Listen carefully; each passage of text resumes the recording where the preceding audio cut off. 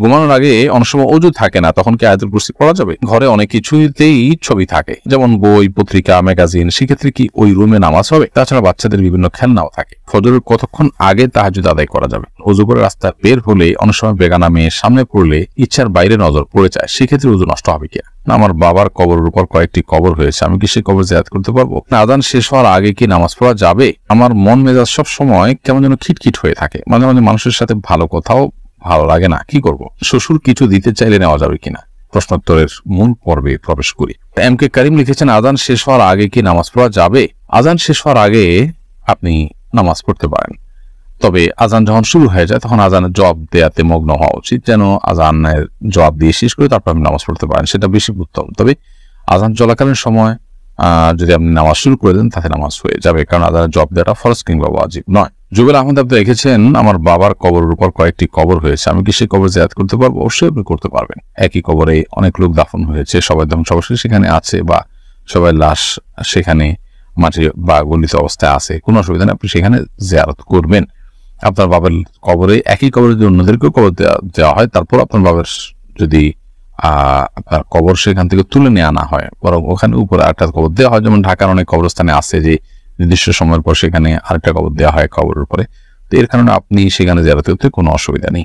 ইয়াসিন আরাফাত লিখেছেন, মানসিক অসুস্থতা থেকে নিজেকে কিভাবে রক্ষা করা যায়? মানসিক অসুস্থতা থেকে রক্ষা পাওয়ার জন্য প্রথমত কোরআনকে সময় দেওয়া দরকার ডিপ্রেশন দূর করবার জন্য। সেই সাথে নবী সাল্লাল্লাহু আলাইহি ওয়াসাল্লাম যে দোয়াগুলো পড়তেন পেরেশানি মুক্ত হওয়ার জন্য, সেগুলো আমরা পাঠ করতে পারি। আল্লাহুম্মা ইন্নী আউযু বিকা মিনাল হাম্মি ওয়াল হাযান, আল্লাহ আপনার কাছে আমি চিন্তা, টেনশন, পেরেশানি থেকে মুক্তি চাই।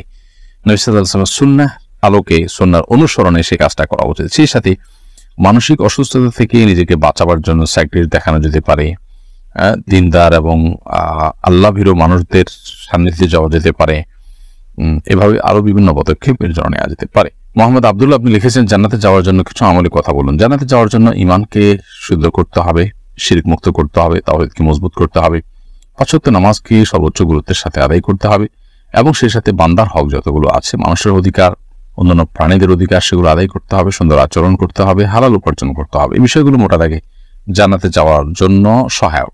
এর বাইরে বেশ কিছু আমল আছে যে আমলগুলোর বিনিময়ে নবী সাল্লাল্লাহু আলাইহি ওয়াসাল্লাম জান্নাতে প্রবেশ করবে মানুষ সেই কথা বলেছেন, তো সেরকম আমলগুলো খুঁটে খুঁটে আমল করা উচিত। এমনি রফিকুল ইসলাম আপনি লিখেছেন, সর্বোত্তম সর্বশ্রেষ্ঠ জিকির কোনটি? সর্বোত্তম এবং সর্বশ্রেষ্ঠ জিকির হলো লা ইলাহা ইল্লাল্লাহ। যদিও কোন রিওয়ায়াতে আসছে যে কোরআনে কারীমকে সর্বোত্তম জিকির বলা হয়েছে, এবং আরো একাধিক বর্ণনাও রয়েছে। আরিফ হাসান লিখেছেন, শ্বশুর কিছু দিতে চাইলে নেওয়া যাবে কিনা? একটা হলো যে সামান্য গিফট, খুব সামান্য যদি কোনো গিফট দেয় তাহলে সেক্ষেত্রে সেটা নেওয়া যেতে পারে। যদি সামান্য গিফট না হয়ে যদি বিশেষ কিছু এমন কিছু দেওয়া হয় যেটা আসলে যৌতুকের পর্যায়ে পড়ে, খুব গুরুত্বপূর্ণ কিছু, খুব আপনার দামি কিছু, তাহলে সেক্ষেত্রে অবশ্যই আমাদেরকে খেয়াল রাখতে হবে যে আমরা সেরকম মূল্যবান কোনো কিছু যেটা যৌতুক হতে পারে, যদিও হাদিয়া, গিফট ইত্যাদি বলে দেওয়া হয়, কিন্তু যেহেতু মূল্যবান কিছু সাধারণত শ্বশুরবাড়ি থেকে দেওয়া হয় যে এটা যৌতুকের অংশ হিসেবে দেওয়া হয়, সেই কারণে সে বিষয়ে আমাদের সতর্ক থাকা উচিত এবং সাবধান থাকা উচিত। বন্যা মির্জা লিখেছেন, আমার মন মেজাজ সব সময় কেমন যেন খিটখিট হয়ে থাকে, মাঝে মাঝে মানুষের সাথে ভালো কথাও ভালো লাগে না, কি করব? আপনি কোনো ডাক্তার দেখাতে পারেন, সাইকিয়াট্রিস্ট দেখাতে পারেন, মানসিক কোনো ডাক্তার দেখাতে পারেন। সেই সাথে আপনার এই অবস্থা থেকে উত্তরণের জন্য যদি আপনার মনে হয় এটা হঠাৎ করে হয়েছে, আপনি রুকিয়া বা ঝাড়ফুঁক করাতে পারেন, কারণ অনেক সময় ব্ল্যাক ম্যাজিক অথবা দুষ্টজনের উপদ্রবের কারণেও কিন্তু মানুষের মধ্যে এই ধরনের সমস্যা তৈরি হবে, তাই সেই চেষ্টা আপনি করতে পারেন। কে ইসলাম সিরাজগঞ্জ এআইডি থেকে আপনি লিখেছেন, অজু করে রাস্তা বের হলে অনেক সময় বেগানা মেয়ে সামনে পড়লে ইচ্ছার বাইরে নজর পড়ে যায়, সেক্ষেত্রে অজু নষ্ট হবে কিনা? দেখুন, অজু করে বের হওয়ার পর কোনো গায়রে মাহরাম নারী নজরে পড়লে, নারীদের নজরে পুরুষ পড়লে তার কারণে অজু ভঙ্গ হবে না, সাথে অজু ভঙ্গের সম্পর্ক নেই। তবে এটা ঠিক যে ইচ্ছাকৃতভাবে যদি আপনি তাকিয়ে থাকেন এবং তার সৌন্দর্য অবলোকন করেন তাহলে আপনি গুনাহগার হবেন, এবং অজু ভঙ্গ হওয়াটা তো কোনো দোষের না, সেক্ষেত্রে সেটা আপনি একটা দোষের কাজ করে ফেললেন। এই জন্য সে বিষয়ে আমাদের সাবধান থাকা উচিত। কোন কারণে চোখ পড়ে গেছে ইচ্ছার বাইরে, এর কারণে গুনাহ হবে না ইনশাআল্লাহ, এবং অজুও ভাঙবে না। প্রীতি ইসলাম আপনি লিখেছেন, আমার পিরিয়ড থাকা অবস্থায় আগ্রহ হয়েছে, অজু করতে বলেছেন হুজুর, এতে বিয়ে সম্পূর্ণ হলো? আমি স্বাক্ষর দিয়েছি। পিরিয়ড অবস্থায় আগ্রহ হতে কোনো অসুবিধা নেই, অজু কোনো জরুরি ছিল না। আপনি প্রস্তাবে সম্মত হয়েছেন, অথবা প্রস্তাব দিয়েছেন, সে পাত্রপক্ষ সম্মত হয়েছে, অথবা প্রস্তাবের কথা লেখা আছে সেখানে আমি প্রস্তাব দিচ্ছি, অথবা আমি কবুল করলাম এই কথা লেখা আছে সেখানে আপনি স্বাক্ষর করেছেন, এরকম প্রক্রিয়াতে বিয়ে হয়ে যাবে।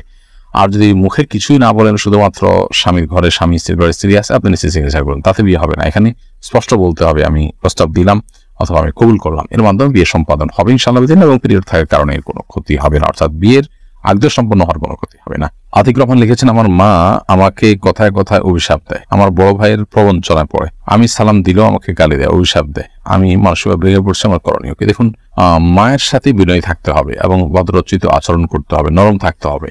মা যদি কোনো অন্যায়ও করেন, তারপরও সেটাকে প্রতিবাদ করা, প্রতিরোধ করা বা অন্যদের সামনে যেরকম আমরা রিয়েক্ট করে থাকি সেটি করার সুযোগ নেই। এজন্য এটা আমাদের মাথায় রাখতে হবে। মা যদি অন্যায়ভাবে আপনাকে অভিশাপ দেয়, কেউ তাকে ভুল বোঝায়, তাতে আপনার কোনো ক্ষতি হবে না। আল্লাহ সুবহানাহু ওয়া তাআলা কোরআন কারীমে পরিষ্কারভাবে জানিয়ে দিয়েছেন যে ওয়ালা আজ্জালুল্লাহু ইসতাআজালাহুম বিল খাইরি লাকুদিয়াল আমর, যদি মানুষকে আল্লাহ তাআলা ভালোটা চাইলে যেরকম সাথে সাথে দিয়ে দেন, কেউ যদি বদদুয়া দেয়, খারাপ কিছু আল্লাহর কাছে চায়, এটা যদি সাথে সাথে দিয়ে দেন, তারপরে মানুষ শেষ হয়ে যেত। আল্লাহ চেষ্টা করেন না। যদি রাগের মাথায় দিয়ে থাকে অথবা অন্যদের পরিচিত দিয়ে থাকে, ইনশাআল্লাহ সেই অভিশাপে আপনার কোনো ক্ষতি করবে না। শিলা আক্তার লিখেছেন, ঘরে অনেক কিছুতেই ছবি থাকে, যেমন বই, পত্রিকা, ম্যাগাজিন, সেক্ষেত্রে কি ওই রুমে নামাজ হবে? তাছাড়া বাচ্চাদের বিভিন্ন খেলনাও থাকে। বনশিলা, ঘরে বিভিন্ন আসবাবপত্রে যদি প্রাণীর ছবি থাকে, তাহলে সেক্ষেত্রে সেই রুমে, বিশেষ করে এটা প্রকাশ্যে যদি থাকে টাঙানো ইত্যাদি, তাহলে সেখানে নামাজ পড়ে, যেখানে নাই সেখানে নামাজ পড়া উচিত। অথবা ওখানে নামাজ পড়তে বলে সেটিকে যথাসম্ভব ঢেকে কোনো কিছু দিয়ে চাপা দিয়ে তারপরে বা ড্রয়ার ইত্যাদিতে রেখে তারপর নামাজ পড়া উচিত। না হলে এটি মাকরুহ হবে, তবে সেখানে আসলে নামাজ হবে না এরকম না, নামাজ হয়ে যাবে। এমনি শাহাদুল হোসেন লিখেছেন, আমি প্রস্রাব করে টিস্যু ব্যবহার করার পর টিউবওয়েলে চাপ দিয়ে ওযু করার সময় আমার মনে হয় আমার পেশাবের রাস্তার মুখে পেশাব চলে আসে, তবে পুরুষ লিঙ্গ দেখলে কোনো পেশাব দেখতে পাই না, এক্ষেত্রে করণীয় কি? এটা অনেক সময় মানসিক জাস্ট একটা ওয়াসওয়াসা, কুমন্ত্রণার কারণে হয়, একটা বিভ্রান্তির মধ্যে মানুষ থাকে। তো এটা দূরের জন্য নবী সাল্লাল্লাহু আলাইহি ওয়াসাল্লাম আমাদেরকে বলেছেন যে ভিজা হাত দিয়ে ঠিক ওই জায়গাটাতে কাপড়ের উপর থেকে আমরা পানি ছিটা দেওয়া দিই, যাতে করে সংশয় দূর হয়ে যায়, যেগুলোকে পানিই মনে হয় যেমন পানি দিয়ে ছিটা দিলাম। কারণ এই জাতীয় সংশয়গুলো আমাদের আমল ইবাদতকে অনেক সময় ধ্বংসের দিকে নিয়ে যায়, নামাজে মনোযোগ হয় না, সমনষ্ট হয়, এগুলোকে পাত্তা দেওয়া উচিত না।